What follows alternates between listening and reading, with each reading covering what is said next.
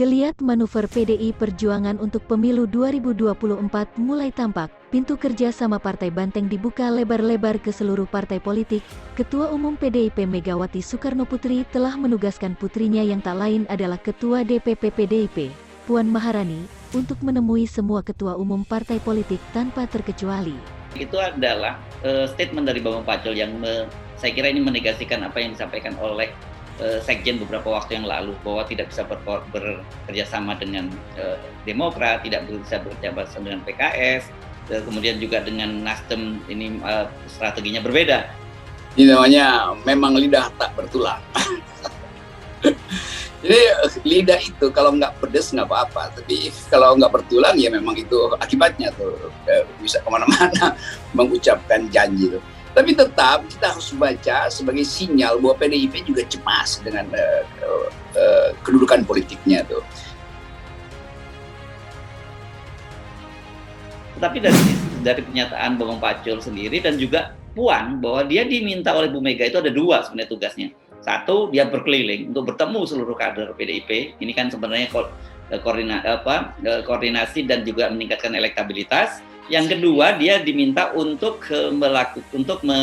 menjalin komunikasi dengan semua kekuatan partai politik. Saya kira ini menarik kan. Ini nggak politik, nggak pakai baper lagi kan sekarang yang dilakukan oleh Mbak Puan ini.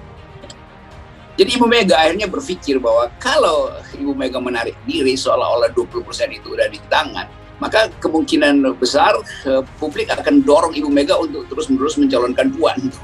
Dan itu secara strategis berbahaya karena elektabilitas Puan drop terus itu, atau nggak naik ke poinnya nggak naik gitu.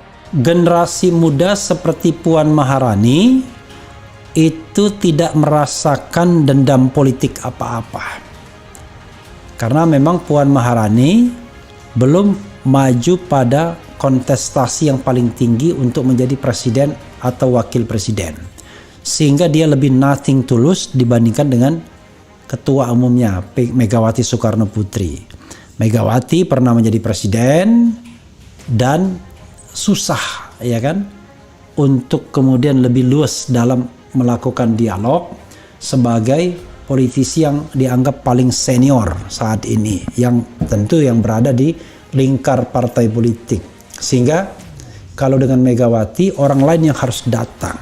Jadi Puan akhirnya juga jadi seorang politikus tuh, yang percaya bahwa hanya dengan tukar tambah politik dia bisa muncul dalam perdebatan politik berikutnya tuh. Jadi ini soal-soalnya.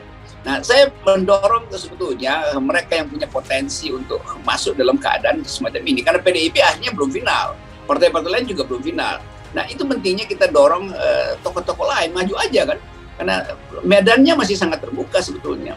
Yang paling penting adalah ada sikap fleksibel dia.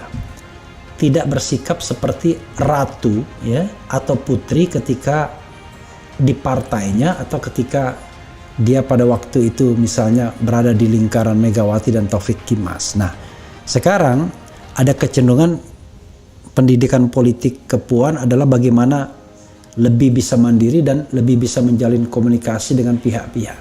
Tidak eksklusif, karena tidak bisa lagi menjadi eksklusif. Karena itu komunikasi itu menjadi penting.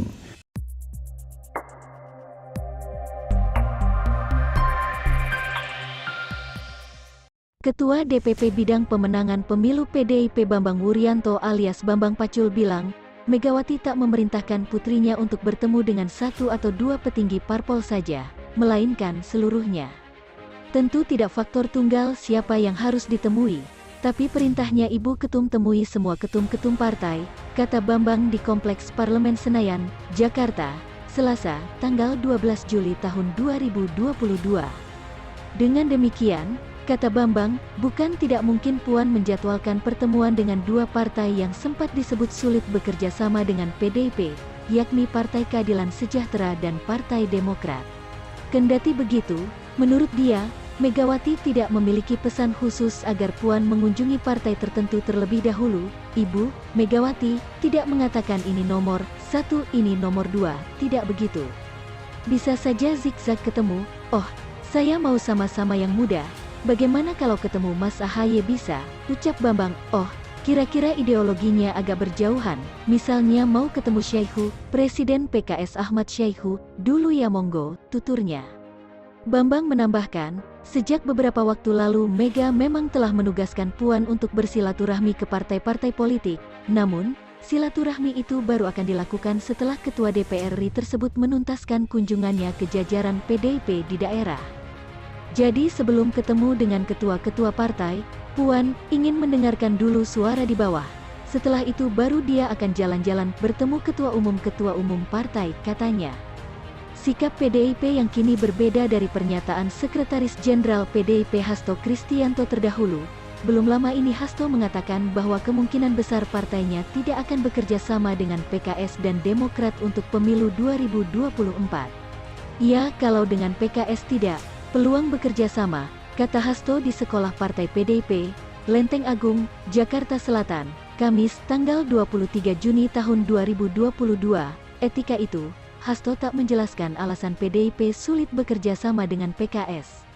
Sementara, terkait dengan kecilnya kemungkinan kerjasama dengan Demokrat, Hasto beralasan ada dinamika politik di tubuh Partai Besutan Susilo Bambang Yudhoyono (SBY) itu. Kalau saya pribadi sebagai sekjen memang tidak mudah untuk bekerja sama dengan Partai Demokrat karena dalam berbagai dinamika politik menunjukkan hal itu, jelasnya. Belakangan, Hasto mengungkapkan bahwa alasan partainya sulit berkoalisi dengan PKS adalah karena partai pimpinan Ahmad Syaihu itu sering menyerang pemerintahan Presiden Joko Widodo yang tak lain diusung oleh PDIP.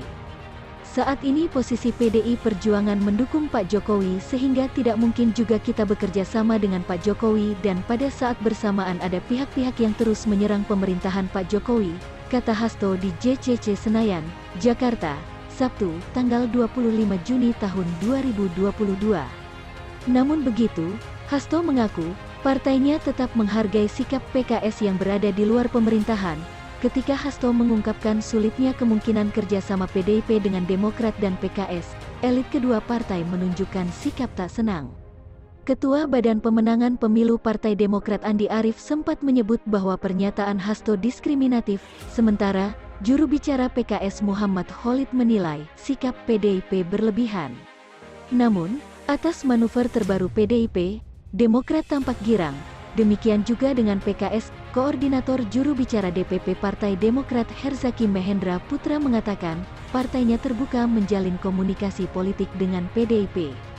Selama ini Partai Demokrat tak memiliki hambatan atau kendala apapun untuk membangun silaturahmi dan komunikasi dengan partai politik lainnya, termasuk PDIP, sebutnya dalam keterangan tertulis, Rabu, tanggal 13 Juli tahun 2022, Herzaki mengeklaim, komunikasi antara Ketua Umum Partai Demokrat Agus Harimurti Yudhoyono dan Puan Maharani juga berjalan dengan baik. Agustus tahun 2020 lalu, keduanya sempat